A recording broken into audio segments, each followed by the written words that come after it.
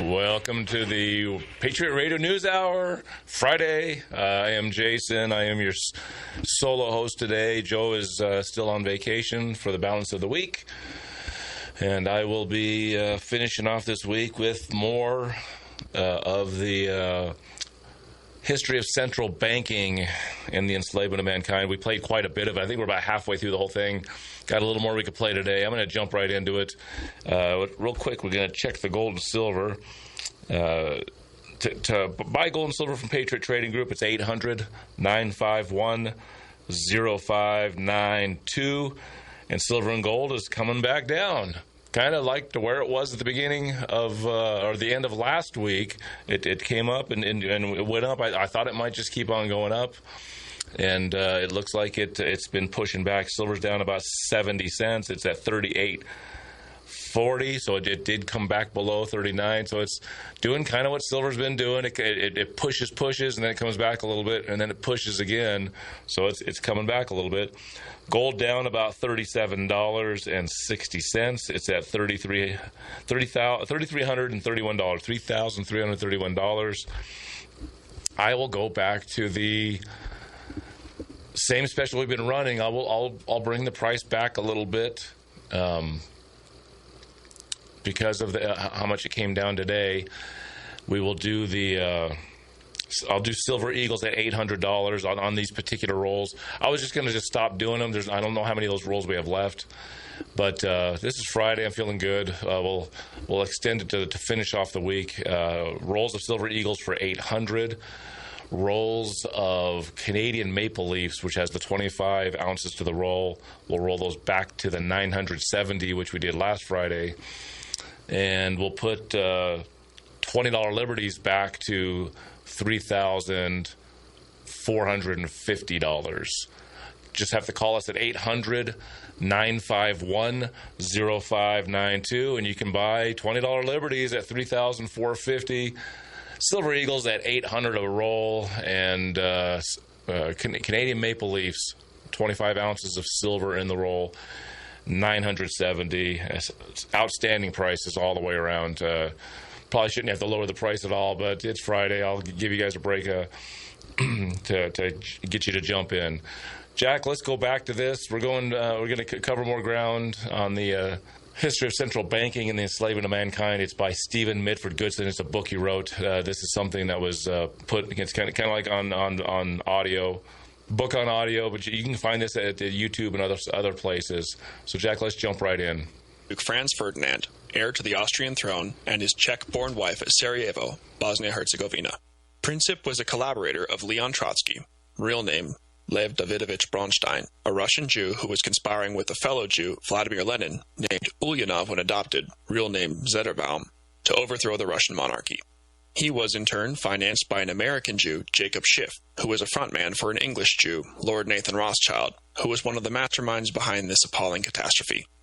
These facts were confirmed in the United States Senate in 1921 when it was recorded that full responsibility for the First World War lies on the shoulders of the international Jewish bankers. They are responsible for millions of debt and dying. In late October 1926, further confirmation of these incontrovertible facts was revealed in a conversation between British parliamentarian Victor H. Cazalet and Henry Ford, 1863 to 1947. When the former asked who the international Jewish financiers were, Ford replied, "I have several books which will tell you who they all are. They were responsible for the last war and will in the future always be capable of creating a war when they feel their pockets need one." Trade rivalry, competing alliances, and misunderstood mobilizations are often proffered as being the primary causes of World War I. However, the real reasons in order of importance are as follows. 1. To destroy the Russian Empire and its state bank. 2. To break up the other empires, Austro-Hungarian, German, and Ottoman, into smaller states, which could then be exploited more efficiently through the establishment of central banks. 3. The theft of Palestine and the creation of a Zionist puppet state under the direct control of the Rothschilds. By the end of 1916, the British and French armies were in danger of losing the war, with the latter army having already mutinied on the Western Front. The British had lost their naval supremacy at the Battle of Jutland on the 3rd of May, 1916, when the German Navy, outnumbered by 2-1, humiliated the invincible Royal Navy, sinking 12 vessels for the loss of 6 and losing 2,551 sailors compared to the British loss of 6,094. Both Kaisers were desperate to bring an end to this fratricidal and pointless slaughter. Seemingly out of the blue came an offer from Lord Rothschild to secure American intervention in return for handing over Palestine to a group of Jewish Zionists after the liquidation of the Ottoman Empire. On the 6th of April, 1917, the United States declared war on Germany and the other Central Powers, and on the 2nd of November, 1917, Lord Rothschild and his Zionist collaborators received their written understanding by Great Britain to eventually hand over Palestine to Jewish settlers. This infamous document, known as the Balfour Declaration, was drafted by Lord Arthur James Balfour, British Foreign Secretary, and General Jan Christian Smuts, a member of the Imperial War Cabinet. The misery of this unnecessary war dragged on for another 2 years. Russia was totally destroyed, and an insoluble problem was created in the Middle East. As Rabbi Reichhorn prophetically remarked in 1859, "Wars are the Jews' harvest, for with them we wipe out the Christians and get control of their gold. We have already killed 100 million of them. We shall drive the Christians into war by exploiting their national vanity and stupidity. They will then massacre each other, thus giving room for our own people." In similar vein, Gutli Schnapper, Mayer Amschel Rothschild's wife, is reputed to have said shortly before she died in 1849, "If my sons did not want war, there would have been none." An armistice was declared on the 11th of November, 1918, and 7 months later, on the 28th of June, 1919, the deeply flawed Treaty of Versailles was signed. Germany had to accept exclusive blame and pay extortionate reparations of £6.6 billion, equivalent to the entire wealth of the country. We'll be right back. Stay with us. We'll have more of the history of central banking, and you're listening to the Patriot Radio News Hour. We'll be right back. All right, welcome back to the Patriot Radio News Hour. Let's just get right back into this, and then because we're getting into territory that more of you guys are familiar with, which is the Federal Reserve and the more modern age of central banking. Jack, go ahead and throw it on. Even though the other principal belligerents, England, France, and Russia, were equally, if not more, blameworthy. This indemnity would be used to repay the international bankers the fraudulent loans and interest, which had been previously lent to the governments of Great Britain and France. As General Smuts said at the conference, "Everything we have done here is far worse than the Congress of Vienna. The statesmen of 1815 at least knew what was going on. Our statesmen have no idea." A History of Central Banking and the Enslavement of Mankind by Stephen Mitford Goodson. Chapter 5. The Great Depression. Capital must protect itself in every possible way, both by combination and legislation. Debts must be collected, mortgages foreclosed as rapidly as possible. When, through process of law, the common people lose their homes, they will become more docile and more easily governed through the strong arm of the government applied by a central power of wealth under leading financiers. These truths are well known among our principal men, who are now engaged in forming an imperialism to govern the world. By dividing the voters through the political party system, we can get them to expend their energies in fighting for questions of no importance. It is thus, by discreet action, we can ensure for ourselves that which has been so well planned and so successfully accomplished. Montague Norman, Governor of the Bank of England, addressing the United States Bankers Association, New York, Idaho Leader, 26th of August, 1924. By the turn of the 20th century, there were still only 18 central banks.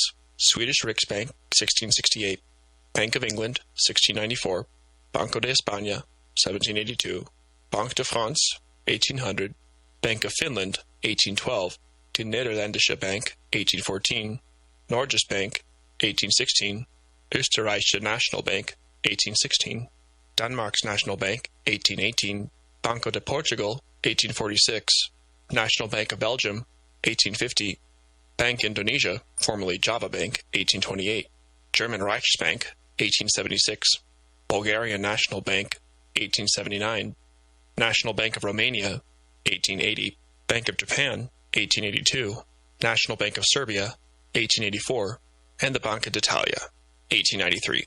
In 1922, a conference was held in Genoa from the 10th of April to the 19th of May and attended by heads of state, governors of the Bank of England, Banque de France, and the Federal Reserve Bank of New York, and a host of other international bankers. At this conference, it was resolved to set up central banks in all countries where they were not in existence. The governor of the Bank of England, Montague Norman, insisted that the central banks should be independent of their governments. A. N. Field, in All These Things, summarizes this significant occasion as follows. Despite the audacity of these proceedings, they were entirely successful. The paid economists duly discovered that reserve banks were marvelous scientific improvements. The newspapers joined in the chorus of applause, and the politicians of the various states behaved as so many bellwethers leading the sheep to the slaughterhouse. The fact was entirely overlooked that the financiers are in no sense public servants, but simply the paid agents of the shareholders in a banking company whose interests need not in the least be identical with the national interest. The Bank for International Settlements. The number of new central banks increased, particularly after the establishment of the Bank for International Settlements at Basel early in 1930, when central reserve banks, more or less independent of the governments of the countries in which they were situated, sprang up like mushrooms all over the world amid a chorus of approval from deluded governments and people whom these banks were intended to reduce to servitude. The original purpose of the BIS was to facilitate German reparations payments in terms of the Treaty of Versailles. But once the artificially contrived Great Depression started to take effect and the National Socialists assumed power in January 1933, all payments ceased and the BIS had to find a new direction, viz., the fostering of monetary cooperation. In reality, the BIS guides and directs the centrally planned global financial system through the central banks of each country, of which 60 are affiliated to it. The headquarters of the bank are in Basel, Switzerland, and they are currently housed in an ugly 18-story building which looks like the cooling tower of a power station. It is an unelected, unaccountable central bank of the central bankers, which has complete immunity from national laws and taxation, and has its own private police force. Furthermore, in terms of rights granted by an agreement with the Swiss Federal Council, all of the bank's archives, documents, and electronic data are inviolable at all times and in all places. This agreement dates back to Article 10 of Paragraph 2 of the Hague Protocol, which was signed on the 31st of August 1929, and states that the bank, its property and assets, and also the deposits of other funds entrusted to it, on the territory of or dependent on the administration of, shall be immune from any disabilities and from any restrictive measures such as censorship, requisition, seizure, or confiscation in time of peace or war, reprisals, prohibition or restriction of export of gold or currency and other similar interferences, restrictions, or prohibitions. Bi-monthly meetings, where the global economy is discussed, are held in absolute secrecy. There is no written agenda unless one of the statutes of the bank requires revision, and minutes are not kept. The principal functions of the bank are ostensibly 1. Facilitating collaboration amongst central banks by means of accords. 2. Promoting financial stability. 3. Research on policy issues. 4. Acting as a counterparty for central banks in their financial transactions. 5. Serving as an agent or trustee in connection with international financial operations. However, the true nature of the BIS was revealed in the book Tragedy and Hope, written by insider Professor Carroll Quigley of Georgetown University, who wrote as follows. In addition to these pragmatic goals, the powers of financial capitalism had another far-reaching aim, nothing less than to create a world system of financial control in private hands, able to dominate the political system of each country and the economy of the world as a whole. This system was to be controlled in a feudalist fashion by the central banks of the world acting in concert, by secret agreements arrived at in frequent private meetings and conferences. The apex of the system was to be the Bank for International Settlements in Basel, Switzerland, a private bank owned and controlled by the world's central banks, which were themselves private corporations. Each central bank, in the hands of men like Montague Norman of the Bank of England, Benjamin Strong of the New York Federal Reserve Bank, Charles Rist of the Bank of France, and Hjalmar Schacht of the Reichsbank, sought to dominate its government by its ability to control treasury loans, to manipulate foreign exchanges, to influence the level of economic activity in the country, and to influence cooperative politicians by subsequent economic rewards in the business world. As Professor Quigley predicted back in 1966, the ultimate aim of the BIS is a single world currency, a one world economic system, and a global government, where national laws are no longer applicable or relevant. Control of the bank lies with the House of Rothschild through its investments in various central and private banks. After World War II and the dissolution of the European colonial empires, because they were no longer financially sustainable and offered far greater prospects for exploitation and plunder by means of international loans, there was a further proliferation of central banks, and currently their number stands at 157. 8 of these banks are in private ownership: National Bank of Belgium, Bank of Greece, Banca d'Italia, Bank of Japan, South African Reserve Bank, Swiss National Bank, Central Bank of the Republic of Turkey, and the United States Federal Reserve Bank. The coordinated establishment of all these central banks proves beyond doubt that they are part of an international money trust. United States Federal Reserve Bank. Between 1820 and 1910, although there was a temporary spike in prices during the American Civil War, 1861 to 1865, the dollar retained its purchasing power, viz. $1 was still worth $1 90 years later. However, it took a mere 6 years for the U.S. Federal Reserve Bank to destroy the value of the dollar. Between 1914 and 1920, prices rose by 125%, reducing its value by 56.1%. Before casting our attention to the Great Depression, a brief examination of the causes of the first major deflation needs to be considered. In order to rein in prices, a secret bankers' meeting was held on the 18th of May, 1920 in Washington, D.C., under the misleading title of the Orderly Deflation Committee of the American Bankers Association. Under orders of the Federal Reserve Board, without notice or warning, the discount rate rose rapidly from 2% to 9% and beyond. Simultaneously, the Federal Reserve Bank began aggressively to sell government bonds, reducing their value by 20%. The fall in bond prices reduced the value of the reserves of the community banks, which were forced to call in all their loans. This resulted in a terrific liquidation of all agricultural products, and agricultural prices tumbled to ruinously low levels. At the same time, freight companies, owned by the major trusts such as the Harrimans, increased their railroad rates to such an extent that in some states, freight costs exceeded the costs of farm production. The Farm Product Index dropped by more than half, from 244 in May 1920 to 117 a year later. Many farmers were ruined as their overheads remained unchanged and their financial costs soared.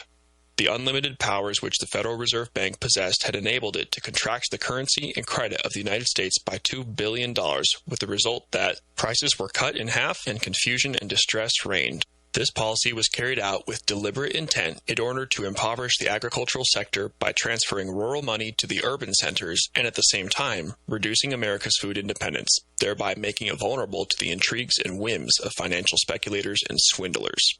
In July 1921, the Federal Reserve Bank reversed this policy by repurchasing government bonds. However, the damage done to agricultural banks could not be repaired, and agricultural products remained artificially depressed, with some products being sold below the cost of production. In August 1927, the conspirators running the privately owned Federal Reserve Bank decided that it was time to create a new boom. Despite the protestations of 11 of the 12 Federal Reserve Banks, who perceived the danger, they were ordered to lower their rediscount rates and embark on a massive government bond repurchasing program, the modern equivalent of quantitative easing, to boost the money supply. Hardly any of this newly created money ex nihilo went into productive investments, but was poured into the stock market, where the price-to-earnings ratio quickly rose to 20, and in some cases to 50. The news media and deluded economists announced the arrival of a new era of permanent prosperity and purposefully fanned the flames of speculation, as 16 million Americans out of an adult population of 73 million bought and sold shares. On the 9th of March 1929, Paul Warburg, Freemason and founder of the Federal Reserve Bank, advised all member banks, as well as Secretary of the Treasury and fellow Mason Andrew Mellon, to get out of the stock market or sell it short. He informed them that if they acted immediately, they would reap enormous profits, as the Dow Jones share index was about to collapse in a titanic plunge. On the 24th of October, 1929, the Federal Reserve Bank decided to put an end to this orgy of speculation and to commence the fleecing of the people. The rediscount rate was suddenly increased to 6%. From nowhere, thousands of orders arrived at the New York Stock Exchange to sell at market, a typical stratagem employed by speculators to knock down share prices rapidly. Confidence soon evaporated, and the first intentionally planned Great Depression was in full swing. The decisive point came 6 days later, on the 30th of October, 1929, when the Federal Reserve Bank ordered the contraction of brokers' loans in the amount of $2.3 million. The stock exchange went into a tailspin, and by December 1932, the value of its listed securities had fallen by 83.1%, from $89 billion to $15 billion. The economic and social consequences of this implosion were devastating. Out of 24,000 banks, 10,000 were crushed out of existence, leaving their depositors ruined. 200,000 companies filed for bankruptcy, and 8.3 million people were thrown onto the streets. Within 3 years, 24.9% of the working population was unemployed. The total national income of the United States declined by 40.7%, from $81 billion in 1927 to $48 billion in 1932. During the Depression years, an estimated 3 million people died of starvation. The main causes were malnutrition, infectious diseases, starvation, and suicide. When referring to the New York Stock Exchange collapse, which initiated the Depression, Congressman Louis T. McFadden stated with precision, "It was a carefully contrived occurrence. The international bankers sought to bring about a condition of despair so that they might emerge as the rulers of us all." A. N. Field condemned the worthlessness of central banks and the perverted purposes for which they had been consistently utilized as follows. Reserve banking as a means of preventing financial crises has thus been a most complete and total failure in the United States. This fact has in no way mitigated against a world campaign to establish reserve banks in all countries, It has been alleged that the financiers in command of the United States Federal Reserve do not want stable conditions, and that the unprecedented booms and slumps since its establishment have been deliberately caused. It is at least certain that those in control of the system have raised the strongest objections to every one of the numerous attempts made in Congress to write an instruction into the law directing the Federal Reserve to use its tremendous powers to maintain the purchasing power of its money at a stable level. In a newspaper article in the Financial Times written in 1930, Professor Carl Gustav Kassel of Stockholm University, Sweden, remarked, "Practically absolute power over the welfare of the world has been placed in the hands of the Federal Reserve Board, and one is appalled to see the apparently haphazard manner in which the board uses this power, how ignorant it is of the aim which ought to dictate American monetary policy." Yeah, the Lewis McFadden speech is pretty good. You know, one of those guys back there was trying to prevent the central bank. So we'll get some of his words, his quotes on the other side of this break, and we'll talk a little more gold and silver coming in. Talk the special. We'll be right back. Sir. Welcome back to Patriot Radio News Hour. Let's just get back into the video. We got Lewis T. McFadden, talking about the dangers of the central bank before it actually got put into place. So let's go into. Actually, some of these statements go further into when we get into the Depression, but let's play a little more of this. If you want to get Silver Maple Leafs 25 to the roll, they're $9.70 today. We have Silver Eagles at $800 a roll. All these prices will probably be swept away on Monday when Joe gets back. I'm just trying to sell what's on hand, and once it's gone, it's gone. So $800 for roll Silver Eagles, $9.70 for Maple Leafs, and you got $20 Liberties, 1 ounce pre-33 gold coins, $3,450. You got to call 800-951-0592. All right, Jack, let's get back to the vid. United States House of Representatives by the former chairman of the House Banking and Currency Committee, 1920 to 1931, the Honorable Louis T. McFadden. Mr. Chairman, we have in this country one of the most corrupt institutions the world has ever known. I refer to the Federal Reserve Board and the Federal Reserve Banks. The Federal Reserve Board, a government board, has cheated the government of the United States and the people of the United States out of enough money to pay the national debt. The depredations and the iniquities of the Federal Reserve Board and the Federal Reserve Banks acting together have cost this country enough money to pay the national debt several times over. This evil institution has impoverished and ruined the people of the United States, has bankrupted itself, and has practically bankrupted our government. It has done this through the defects of the law under which it operates, through the maladministration of that law by the Federal Reserve Board, and through the corrupt practices of the moneyed vultures who control it. Some people think the Federal Reserve Banks are United States government institutions. They are not government institutions. They are private credit monopolies which prey upon the people of the United States for the benefit of themselves and their foreign customers, foreign and domestic speculators and swindlers, and rich and predatory moneylenders. In that dark crew of financial pirates, there are those who would cut a man's throat to get $1 out of his pocket. There are those who send money into the states to buy votes to control our legislation. And there are those who maintain international propaganda for the purpose of deceiving us and of wheedling us into the granting of new concessions which will permit them to cover up their past misdeeds and set again in motion their gigantic train of crime. Those 12 private credit monopolies were deceitfully and disloyally foisted upon this country by bankers who came here from Europe and who repaid us for our hospitality by undermining our American institutions. Those bankers took money out of this country to finance Japan in a war against Russia.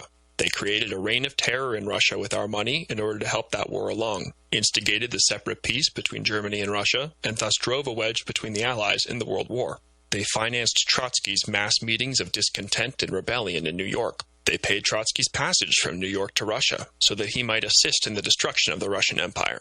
They fomented and instigated the Russian Revolution, and they placed a large fund of American dollars at Trotsky's disposal in one of their branch banks in Sweden, so that through him, Russian homes might be thoroughly broken up and Russian children flung far and wide from their natural protectors. They have since begun the breaking up of American homes and the dispersal of American children. It has been said that President Wilson was deceived by the attentions of these bankers and by the philanthropic poses they assumed. It has been said that when he discovered the manner in which he had been misled by Colonel House, he turned against that busybody, that holy monk of the financial empire, and showed him the door. He had the grace to do that, and in my opinion, he deserves great credit for it. President Wilson died a victim of deception. When he came to the presidency, he had certain qualities of mind and heart which entitled him to a high place in the councils of this nation. But there was one thing he was not and which he never aspired to be. He was not a banker. He said that he knew very little about banking. It was, therefore, on the advice of others that the iniquitous Federal Reserve Act, the death warrant of American liberty, became law in his administration. Mr. Chairman, there should be no partisanship in matters concerning the banking and currency affairs of this country, and I do not speak with any. In 1912, the National Monetary Association, under the chairmanship of the late Senator Nelson W. Aldrich, made a report and presented a vicious bill called the National Reserve Association Bill. This bill is usually spoken of as the Aldrich Bill. Senator Aldrich did not write the Aldrich Bill. He was the tool, but not the accomplice, of the European-born Jewish bankers who for nearly 20 years had been scheming to set up a central bank in this country, and who, in 1912, had spent and were continuing to spend vast sums of money to accomplish their purpose. The Aldrich Bill was condemned in the platform upon which Theodore Roosevelt was nominated in the year 1912, and in that same year, when Woodrow Wilson was nominated, the Democratic platform, as adopted at the Biltmore Convention, expressly stated, "We are opposed to the Aldrich Plan or a central bank." This was plain language. The men who ruled the Democratic Party then promised the people that if they were returned to power, there would be no central bank established here while they held the reins of government. 13 months later, that promise was broken, and the Wilson administration, under the tutelage of those sinister Wall Street figures who stood behind Colonel House, established here in our free country the worm-eaten monarchical institution of the King's Bank to control us from the top downward and to shackle us from the cradle to the grave. The Federal Reserve Act destroyed our old and characteristic way of doing business. It discriminated against our one-name commercial paper, the finest in the world. It set up the antiquated two-name paper, which is the present curse of this country, and which has wrecked every country which has ever given it scope. It fastened down upon this country the very tyranny from which the framers of the Constitution sought to save us. One of the greatest battles for the preservation of this republic was fought out here in Jackson's day, when the Second Bank of the United States, which was founded upon the same false principles as those which are exemplified in the Federal Reserve Act, was hurled out of existence. After the downfall of the Second Bank of the United States in 1837, the country was warned against the dangers that might ensue if the predatory interests, after being cast out, should come back in disguise and unite themselves to the executive, and through him acquire control of the government. That is what the predatory interests did when they came back in the livery of hypocrisy and under false pretenses obtained the passage of the Federal Reserve Act. The danger that the country was warned against came upon us and is shown in the long train of horrors attendant upon the affairs of the traitorous and dishonest Federal Reserve Board and the Federal Reserve Banks. Look around you when you leave this chamber, and you will see evidences of it on all sides. This is an era of economic misery, and for the conditions that cause that misery, the Federal Reserve Board and the Federal Reserve Banks are fully liable. This is an era of financed crime, and in the financing of crime, the Federal Reserve Board does not play the part of a disinterested spectator. The people of the United States are being greatly wronged. If they are not, then I do not know what wronging the people means. They have been driven from their employments. They have been dispossessed of their homes. They have been evicted from their rented quarters. They have lost their children. They have been left to suffer and to die for the lack of shelter, food, clothing, and medicine. The wealth of the United States and the working capital of the United States has been taken away from them and has either been locked in the vaults of certain banks and great corporations or exported to foreign countries for the benefit of the foreign customers of those banks and corporations. So far as the people of the United States are concerned, the cupboard is bare. It is true that the warehouses and coal yards and grain elevators are full, but the warehouses and coal yards and grain elevators are padlocked, and the great banks and corporations hold the keys. The sack of the United States by the Federal Reserve Board and Federal Reserve Banks and their confederates is the greatest crime in history.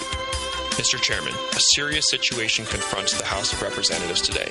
We are the trustees of the people, and the rights of the people are being taken away from them. Okay, we'll be right back. Stay with us. We'll return on the Patriot Radio News Hour. Welcome back, the Patriot Radio News Hour. Remember, we got silver and gold on special. It's funny how people sometimes don't really understand how cheap it really is. When Joe comes back, he's going to have a special, I'm sure, on Monday, and it's going to be laughably more expensive than what I'm doing all week this week. But we have Canadian Maple Leaf rolls for $970 and Silver Eagle rolls for $800. Obviously, 20 ounces to the Silver Eagles, 25 to the Canadian Maple Leafs, and we have $20 gold pieces for $3,450. Jack, let's get back to the vid, and we'll continue. The Federal Reserve Board and the Federal Reserve Banks, the people are losing the rights guaranteed to them by the Constitution. Their property has been taken from them without due process of law. Mr. Chairman, common decency requires us to examine the public accounts of the government to see what crimes against the public welfare have been or are being committed. What is needed here is a return to the Constitution of the United States. We need to have complete divorce of bank and state. The old struggle that was fought out here in Jackson's day must be fought over again. The independent United States Treasury should be reestablished, and the government should keep its own money under lock and key in the building the people provided for that purpose. Asset currency, the device of the swindler, should be done away with. The government should buy gold and issue United States currency on it. The business of the independent bankers should be restored to them. The state banking system should be freed from coercion. The Federal Reserve District should be abolished, and state boundaries should be respected. Bank reserves should be kept within the borders of the states whose people own them, and this reserve money of the people should be protected so that international bankers and acceptance bankers and discount dealers cannot draw it away from them. The exchanges should be closed while we are putting our financial affairs in order. The Federal Reserve Act and the Federal Reserve Banks, having violated their charters, should be liquidated immediately. Faithless government officers who have violated their oaths of office should be impeached and brought to trial. Unless this is done by us, I predict that the American people, outraged, mobbed, pillaged, insulted, and betrayed as they are in their own land, will rise in their wrath and send a president here who will sweep the money changers out of the temple. From the above speech, it may be noted that the concerns raised by the Labour Party in South Africa during the debate on the South African Banking and Currency Bill, that what had been done in the USA was not in the interests of the public but of the banks, were fully justified. That the naive and foolish legislators of 1920 allowed the South African Reserve Bank to be established as a replication of the U.S. Federal Reserve Bank, which Congressman McFadden described as being one of the most corrupt and evil institutions in the world, is a matter of deep regret and must be censured in the strongest terms. Clifford Hugh Douglas. Clifford Hugh Douglas, 1879 to 1952, was an engineer who, while working as an assistant superintendent at the Royal Aircraft Factory in Farnborough, England during World War I, noticed that the total cost of goods were greater than the sums paid in lieu of wages, salaries, and dividends. He decided to investigate this disconnect in the way money flowed through industry, and, after collecting data from hundreds of companies, found that there was a persistent deficit in purchasing power of consumers relative to total costs of production. He considered income tax to be a negative dividend and instead proposed the payment of a national dividend to all citizens, which would bridge the gap between earnings and prices. This dividend would provide consumers with the additional buying power necessary to absorb all the current production of goods in a non-inflationary manner. This forms part of Douglas's A plus B theorem, viz., that prices are always being generated at a faster rate than incomes are produced, so that the total prices of all goods in the economy at any particular stage exceed the total buying power of consumers. Douglas's economic theory, known as social credit, advocated the transfer of the money creation process from private banks, which create money out of nothing as an interest-bearing debt, to a state bank. He also proposed a price adjustment mechanism called the just price. This mechanism would reduce prices by a percentage as a consequence of physical efficiencies introduced into the production process through improvements in technology. In this manner, the benefits of technology would flow directly to the workers and increase their standard of living. Douglas was very aware of the fact that these increasing technological advances would make the attainment of full employment an impossibility. Hence, his insistence on the payment of a national dividend, which was calculated by adding to a basic income the increase in national production and consumption data. After World War I, Douglas devoted the rest of his life to the promotion of his ideas and gave lectures in many countries, including Australia, Canada, Japan, New Zealand, and Norway. He achieved two notable successes. 1. The Social Credit Party obtained control of the provincial government of Alberta, Canada, in 1935. 2. After a lecture tour in Japan in 1929, his policies were adopted by the Japanese government in 1932. Douglas's policies were very much feared by the international bankers, and in the 1930s, they put up a very considerable sum of £5 million in order to counter his highly successful program of public enlightenment. Douglas had nothing but disdain for central banking, and on one occasion, while delivering a speech in Newcastle upon Tyne in 1937, he described the Bank of England as being a mental institution. Irving Norton Fisher. Irving Fisher, 1867 to 1947, was a famous professor of economics at Yale University who adopted a mathematical approach to resolving economic problems. He is well known for his utility theory, which juxtaposed the measurability of the utility function to demand theory. In his treatise, The Theory of Interest, he observed the changes in the value of goods relative to changes in time and interest rates. This later became known as the quantity theory of money. Throughout his life, he was active in the eugenics movement. In March 1913, Senator Robert L. Owen, chairman of the Senate Banking Committee, tried to introduce an alternative bill to the fraudulent Rothschild-Rockefeller banking and currency proposal. The bill would have allowed for the inclusion of staple commodities as part of the monetary base, in addition to gold and silver, and would thereby have prevented the possibility of either inflation or deflation, and would have created true freedom of employment. Irving Fisher assisted Owen in the drafting of this bill, but was subsequently blackmailed into withdrawing his support.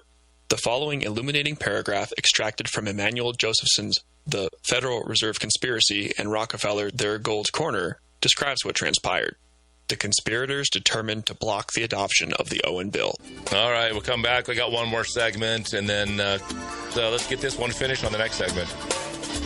This is the Patriot Radio News Hour. Been playing all week the history of central banking and the enslavement of mankind. That's the full title of the book. But when he died some years ago, another gentleman was kind enough to do it by audio up on the screen. And you can get on YouTube. I think you can get on Rumble. And so there's some pictures, and there's a little more to keep you interested. But tons of a little dry, but tons of information. Jack, go ahead. He was warned, related Senator Owen, that there would be no place at Yale or in any other university for anyone so foolish. Professor Fisher was keenly aware of the side on which his bread was buttered, and was no more principled, unfortunately, than are the multitude of professors prostituted to the conspirators and their foundations. He succumbed to the conspirators' blackmail, double-crossed Senator Owen, and withdrew his professional support of the honest remedial bill that he had helped draft. In its place, Professor Fisher announced his advocacy of what he mockingly labeled a commodity dollar, the value of which was to be determined by a gold index that would block stabilization of the economy by making speculative the value of commodities, of gold and of the dollar, and would enhance the power of the conspirators to manipulate or manage the economy to enable them more readily to swindle the nation. The coup de grace was given to Senator Owen's honest, stabilizing currency and banking bill by its flat and categoric rejection by President Wilson. Having relented after his previous betrayal of Senator Owen's efforts to amend the currency and banking bill, in 1920, Fisher published a book, Dollar Stabilization, which contained what later became known as the Chicago Plan. The plan was privately issued as a 6-page memorandum and distributed to 40 individuals on the 16th of March, 1933. It advocated that the state should create the nation's money supply and that private banks should operate as full reserve banks. Using mathematical principles, Fisher was able to prove that full employment would be the result, business cycles would be abolished, and inflation would be reduced and remain at zero. In August 2012, 2 researchers at the International Monetary Fund, Jeremy Benz and Michael Kumhoff, produced the Chicago Plan Revisited. They found that every one of Fisher's findings was 100% correct. Their conclusion is cited in full. This paper revisits the Chicago Plan, a proposal for fundamental monetary reform that was put forward by many leading U.S. economists at the height of the Great Depression. Fisher, 1936, in his brilliant summary of the Chicago Plan, claims that it had 4 major advantages, ranging from greater macroeconomic stability to much lower debt levels throughout the economy. In this paper, we were able rigorously to evaluate his claims by applying the recommendations of the Chicago Plan to a state-of-the-art monetary DSGE model that contains a fully microfunded and carefully calibrated model of the current U.S. financial system. The critical feature of this model is that the economy's money supply is created by banks through debt, rather than being created debt-free by the government. Our analytical and simulation results fully validate Fisher's claims. The Chicago Plan could significantly reduce business cycle volatility caused by rapid changes in banks' attitudes towards credit risk. It would eliminate bank runs, and it would lead to an instantaneous and large reduction in the levels of both government and private debt. It would accomplish the latter by making government-issued money, which represents equity in the Commonwealth rather than debt, the central liquid asset of the economy, while banks concentrate on their strength, the extension of credit to investment projects that require monitoring and risk management expertise. We find that the advantages of the Chicago Plan go even beyond those claimed by Fisher. One additional advantage is large, steady-state output gains due to the removal or reduction of multiple distortions, including interest rate risk spreads, distortionary taxes, and costly... All right, we'll cut it off there, Jack, and we'll see you on the other side.